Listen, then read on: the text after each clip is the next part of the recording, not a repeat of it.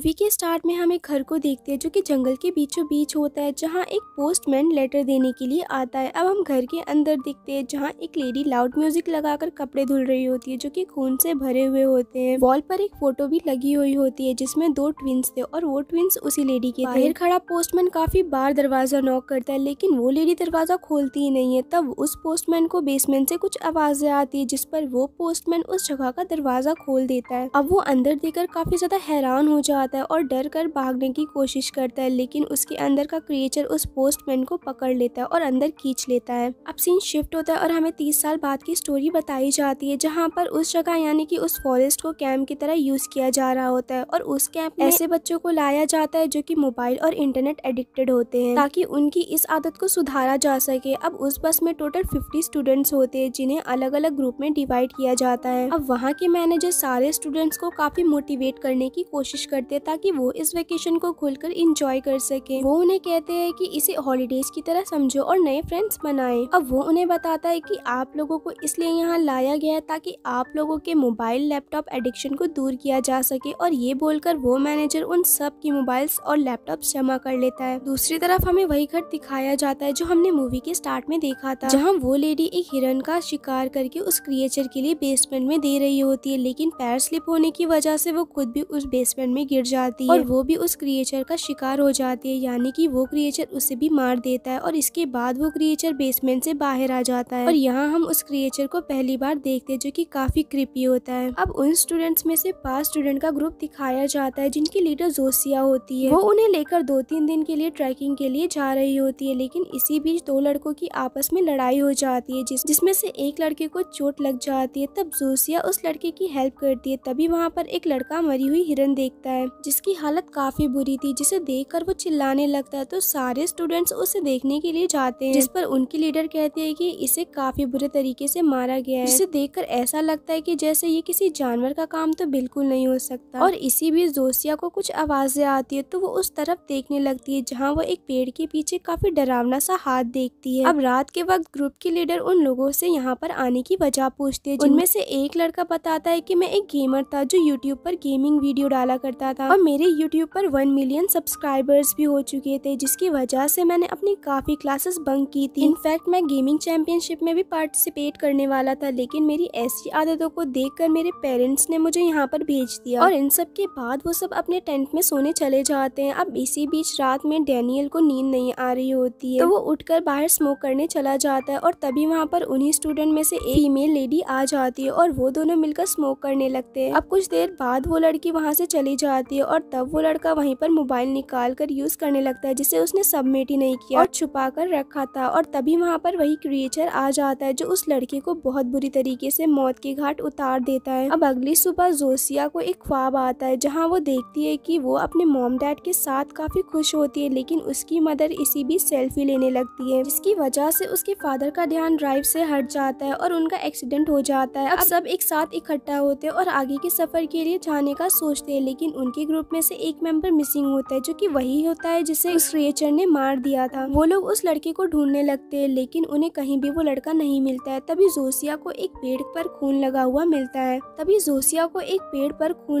मिलता है जिस पर वो सब खौफ में आ जाते हैं और फिर उनके लीडर और 2 जोसिया और उनके साथ एक और स्टूडेंट हर जगह उसे तलाश करने लगते हैं, जबकि 2 स्टूडेंट्स वहीं कैंप के पास बैठकर उनका इंतजार करते हैं। अब जोसिया और उसके बाकी दोस्त चलते चलते वो लोग एक घर में पहुंच जाते हैं जो कि किसी और का नहीं बल्कि उसी क्रिएचर का होता है। और वो लोग उस घर के अंदर चले जाते हैं जहाँ उन्हें काफी ज्यादा बैड स्मेल आ रही होती है, जिसे स्मेल करते हुए वो लोग बेसमेंट में पहुंच जाते हैं जहाँ वो देखते हैं कि वहीं पर बहुत सी डेड बॉडीज पड़ी हुई जो कि सड़ चुकी है। और तब हम देखते हैं कि वो क्रिएचर भी घर के अंदर आ जाता है और तब वो क्रिएचर बेसमेंट में आने लगता है, जिसकी आवाज सुनकर उनकी लीडर सबको बाहर भेज देती है। और जब वो खुद जाने लगती है तो उनके मरे हुए दोस्त का फोन रिंग करने लगता है और तभी वो क्रिएचर भी वहाँ पर आ जाता है और उस लीडर को भी बहुत बुरी तरीके से मार देता है और उसका सिर काट कर बाहर फेंक देता है। जोसिया और उसके साथी ये देखकर काफी ज्यादा डर जाते हैं और वो लोग वहाँ से भाग जाते हैं। अब दूसरी तरफ बाकी 2 स्टूडेंट जो कैंप की तरफ होते हैं वो दोनों आपस में बात ही कर रहे होते हैं कि तभी वो क्रिएचर वहाँ पर आ जाता है और वो उस लड़की के मुंह में एक लकड़ी डाल देता है जो कि उसके मुंह के आर पार हो जाती है और उसकी वहीं पर ही मौत हो जाती है, जिसे देखकर वो लड़का वहाँ से भाग जाता है और भागते भागते वो एक चर्च में पहुँच जाता है। लेकिन वो प्रीस्ट उस लड़के की कोई भी बात पर यकीन करने को तैयार ही नहीं था और वो उसे बेहोश कर देता है और वो उसे चेयर से बांध देता है। अब जब उस लड़के को होश आता है तो वो प्रीस्ट उसे बताता है कि तुम जैसे लोग सोसाइटी के लिए गलत हो और तुम लोग उल्टे सीधे काम करते हो और फिर यहाँ आ जाते हो। दरअसल उस प्रीस्ट को लग रहा होता है कि उस लड़के की दिमागी हालत ठीक नहीं है और तभी उस प्रीस्ट को बाहर से कुछ आवाजें आती हैं, जिसे देखने के लिए वो बाहर आ जाता है। तब वो क्रिएचर उस प्रीस्ट को मारने लगता है और आखिर में वो उसे ग्राइंडर मशीन में डाल देता है, जिससे उसके टुकड़े टुकड़े हो जाते हैं।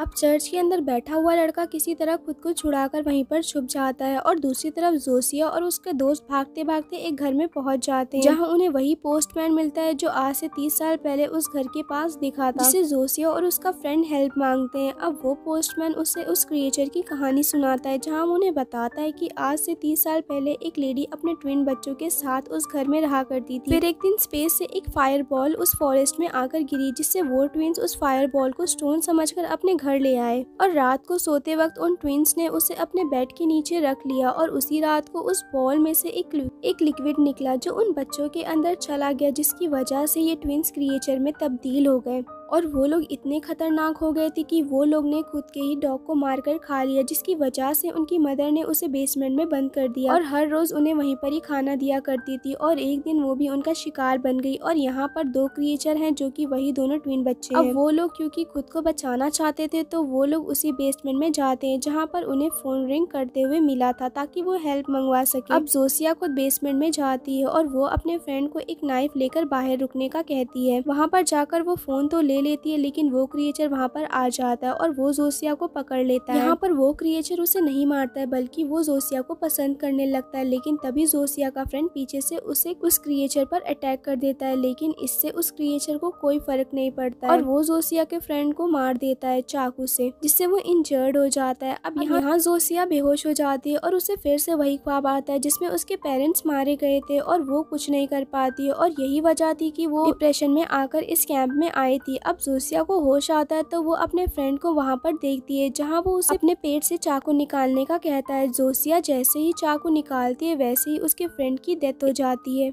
अब जोसिया वहाँ से फोन ले लेती है और वहीं पर तलवार पड़ी होती है, जिसे लेकर वो उस क्रिएचर की तरफ जाती है और वो उसे मार देती है। दूसरी तरफ जोसिया का फ्रेंड चर्च से बाहर निकल जाता है और भाग रहा होता है, जहाँ वो भागते भागते उस पोस्टमैन के घर पर पहुँच जाता है और नॉक करने लगता है, लेकिन यहाँ पर उस पोस्टमैन को ऐसा लगता है कि जरूर ये क्रिएचर होगा, जिस पर वो दरवाजे पर ही शूट कर देता है और बाहर जाने पर उसे पता चलता है कि वो क्रिएचर था। अब यहाँ पर एक पुलिस पेट्रोलिंग के लिए आता है और तभी वहाँ पर जोसिया आकर उससे हेल्प मांगती है, जिस पर वो ऑफिसर उसे कैंप वापस लेकर जाने लगता है। लेकिन इसी बीच रास्ते में उस ऑफिसर को एक आदमी पड़ा हुआ मिलता है, जिसे देखने के लिए वो वहाँ पर जाता है। हालांकि जोसिया उसे काफी मना करती है, लेकिन वो ऑफिसर नहीं रुकता और वो आदमी कोई और नहीं बल्कि वही क्रिएचर होता है जो उस ऑफिसर को बीच से ही काट देता है, जिस पर जोसिया को ड्राइव करती है और उस क्रिएचर को हिट कर देती है और वहाँ से चली जाती है। अब हमें रात का सीन दिखाया जाता है, जहां हम 2 लड़कों को देखते हैं जो कि उसी फॉरेस्ट में होते हैं और तभी वहां पर वो क्रिएचर खड़ा हो जाता है और यहीं पर ये मूवी एंड हो जाती है। और अगर आपको हमारी एक्सप्लेनेशन पसंद आई हो तो चैनल को सब्सक्राइब करना ना भूलना। Thank you for watching.